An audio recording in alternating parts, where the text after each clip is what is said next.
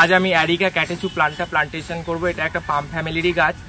তাহলে আজকে আমরা ডিসকাশন করব বা জানবো যে সুপারি গাছকে বিটেল নাটস বা পান সুপারি কেন বলা হয়। তাহলে জেনে নিই যে পানের বৈজ্ঞানিক নাম হচ্ছে পাইপার বিটেল, আর সুপারি গাছের সিডসকে বলা হয় অ্যারিকা নাটস। তো এই অ্যারিকা নাটসের নাটসটা আর পাইপার বিটেলের যেটা স্পেসিসের বিটেলটা নেওয়া হয়। আর যেহেতু সাউথ ইস্ট এশিয়াতে একটা ট্র্যাডিশন রয়েছে পানের সাথে সুপারি খাওয়ার, তাহলে সেখান থেকেই এই তাদের কম্বিনেশনের কারণে বিটেল নাটস নামটা আসে।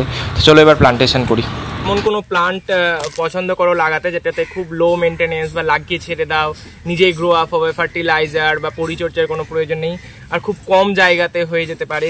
তো সুপারি গাছ অন্যতম একটা অপশন, কারণ কোনো যত্ন লাগে না, এই আমরা লাগিয়ে দিচ্ছি নিজেই হবে। আর একটা জিনিস দেখিয়ে দিতে চাই আমি, যে দেখো এর রুট সিস্টেমটা কত ডেন্স আছে, এইটুকু জায়গাতে কত রুটস ভরে আছে।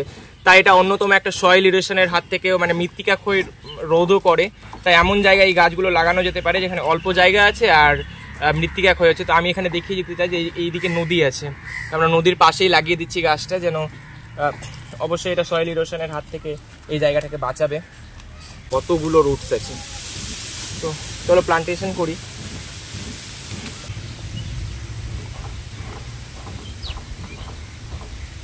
আমার গাছ লাগানো হয়ে গেছে। আমি এখন একটা মেসেজ দিতে চাই বা কথা বলতে চাই।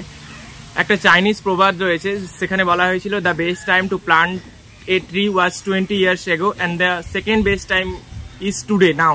তো একটা উপযুক্ত গাছ লাগানোর সময় ছিল 20 বছর আগে, আর দ্বিতীয় সময়টা আছে এখন বা আজকে। তো আমরা প্রচুর পরিমাণে গাছ লাগানোর চেষ্টা করব, কারণ গাছ লাগানো ছাড়া অপশান নেই, আর আমরা সকলেই গাছ লাগানোর চেষ্টা করব। এটাই আমার একটা ছোট মেসেজ ছিল। আর আমি একটা কথা বলতে চাই, যাদের মানে বড় গাছ বা বৃক্ষ জাতীয় বা খুব ওই যে ঝোপালো হয়ে যায় ওই গাছগুলো লাগানোর জায়গা নেই, এই সুপারি গাছ বা পাম ফ্যামিলির যে কোনো গাছ লাগিয়ে নিতে পারি, কারণ এদের মধ্যে ডালপালা হয় না আর খুবই কম পরিচর্যায় গাছগুলো হয়ে যায়।